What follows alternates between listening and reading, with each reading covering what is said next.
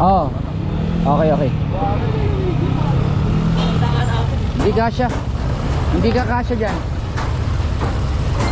Guys, another day, another, you know.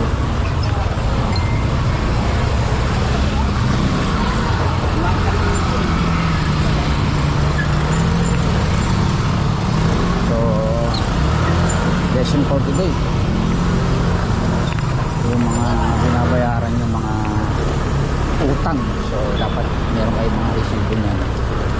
Kasi simple, ano, hindi kayo nakapagbayad. Okay, nakapagbayad kayo. Dapat well documented yan. At nagre-report kayo kung saan kayo nangungutang.